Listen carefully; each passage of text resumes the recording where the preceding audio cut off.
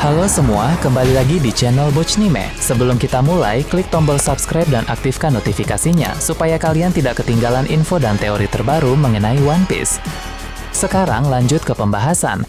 Kali ini Mimin Bochnime melanjutkan scene selanjutnya. Ya, sebelum biar terus bisa berinteraksi dengan kalian, subscribe di channel ini ya, dan bantu ramein video Mimin juga. Oke, yuk kita bikin One Piece makin rame lagi.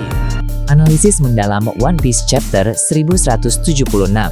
Arc Elbaf telah lama dinantikan sebagai tanah para raksasa.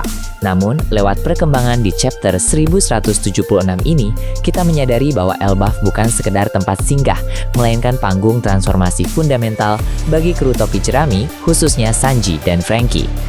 Pertarungan melawan Holy Knights atau Kesatria Suci dan pengungkapan mekanisme energi Vegapunk memberikan dimensi baru pada struktur kekuatan di dunia One Piece. Salah satu sorotan utama dalam chapter ini adalah konfrontasi Sanji dengan Killingham, salah satu dari Kesatria Suci. Sanji, yang biasanya menjadi elemen taktis dan penuh humor, kini dipaksa masuk ke dalam mode tempur murni yang brutal. Oda Sensei sering menggunakan analogi makanan untuk teknik Sanji mengingat latar belakangnya sebagai koki. Namun penggunaan analogi menghancurkan tomat untuk menggambarkan teknik Konkase yang menghantam kepala Killingham bukan sekedar gaya-gayaan. Tomat memiliki kulit yang lunak namun berisi cairan yang bisa meledak jika ditekan dengan tepat. Ini adalah metafora bagi efisiensi serangan Sanji, tekanan besar pada titik yang tepat. Secara visual, ini menunjukkan bahwa Sanji tidak lagi menahan diri. Ia telah mencapai level di mana ia mampu memberikan kerusakan fisik pada entitas yang dianggap suci atau tidak tersentuh oleh pemerintah dunia. Killingham digambarkan memiliki sifat keabadian. Dalam dunia One Piece, keabadian biasanya berkaitan dengan operasi keabadian OP-Nomi atau kekuatan buah iblis tipe Mythical Zoan tertentu. Untuk menghadapi lawan yang tidak bisa mati, Sanji memiliki dua jalur perkembangan. Yang pertama, jalur teknis atau haki internal. Sanji mungkin mengembangkan Bushoshoku haki tingkat tinggi yang mampu merusak organ dalam atau memutus aliran energi kehidupan lawan, mirip dengan Ryu. Yang kedua, jalur raja atau Haoshoku haki. Spekulasi mengenai Sanji membangkitkan Haoshoku haki semakin menguat. Sebagai sayap kiri Raja Bajak Laut, secara naratif Sanji harus berdiri sejajar dengan Zoro dalam hal wibawa tempur. Jika ia membangkitkan haki raja, hal itu kemungkinan besar dipicu oleh tekadnya untuk melindungi rekan-rekannya dari ancaman yang benar-benar tak terkalahkan. Latar belakang Sanji sebagai produk gagal menurut saner ayahnya Judge Day dari keluarga Vinsmoke adalah sumber trauma mendalam. Jika kekuatan Killingham benar-benar bermanifestasi melalui mimpi buruk atau ketakutan, maka musuh sebenarnya yang dilawan Sanji bukanlah Killingham, melainkan bayang-bayang masa lalunya. Kemenangan Sanji di Elbaf akan menjadi simbol pembebasan mental.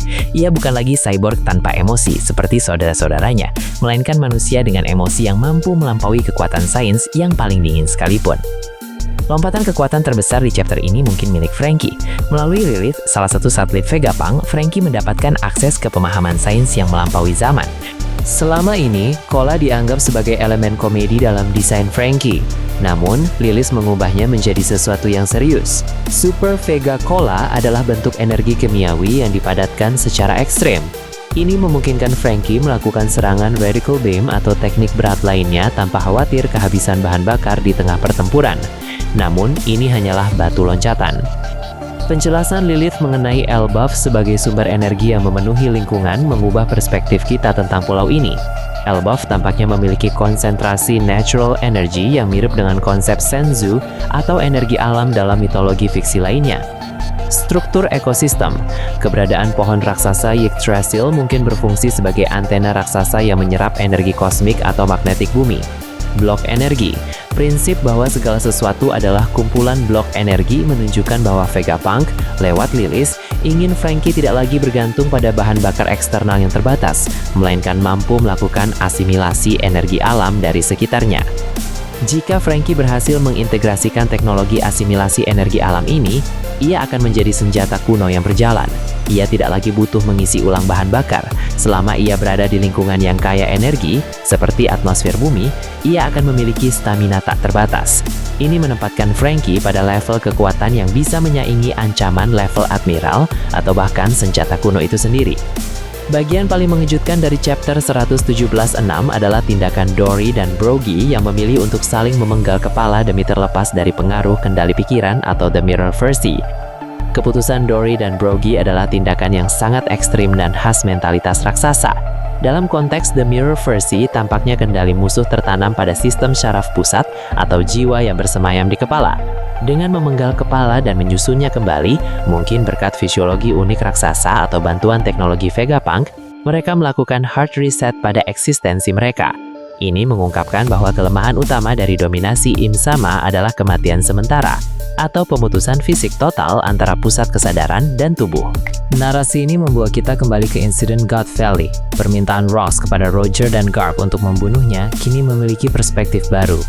Teori kendali Im Sama, jika Rox dikendalikan oleh Im Sama, mungkin melalui manipulasi kegelapan atau buah iblis, maka kematian adalah satu-satunya jalan keluar baginya untuk mati sebagai manusia dan bukan sebagai boneka iblis.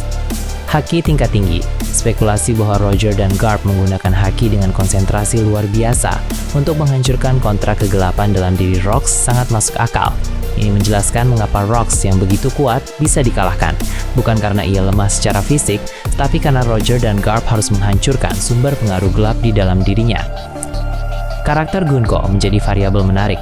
Jika ia berada di bawah pengaruh yang sama, maka strategi untuk mengalahkannya bukan lagi sekedar adu kekuatan, melainkan strategi kematian terkendali. Jika kru topi jerami bisa menemukan cara untuk memutus kontrak tersebut tanpa benar-benar membunuh target secara permanen, mereka akan mendapatkan sekutu baru yang sangat kuat. Chapter 1176 bukan sekedar chapter transisi, ini adalah chapter yang meletakkan dasar bagi endgame One Piece. Sanji sedang dipersiapkan untuk menghadapi para pemimpin dunia dengan kekuatan yang menggabungkan kemanusiaan dan haki tingkat tinggi. Franky sedang bertransformasi menjadi puncak pencapaian sains Vegapunk yang memanfaatkan energi alam yang selama ini tersembunyi di Elbaf. Kelemahan Im Sama mulai terkuak. Kekuatannya yang bersifat absolut ternyata memiliki celah pada tingkat biologis dan spiritual, haki. Pertempuran di Elbaf bukan lagi soal siapa yang paling kuat meninju, melainkan siapa yang paling mampu memahami energi dan jiwa. Dengan terbongkarnya rahasia pemenggalan kepala sebagai cara memutus kontrak kegelapan, kita mungkin akan melihat pertarungan yang lebih brutal namun penuh pengorbanan di sisa arc Elbaf ini.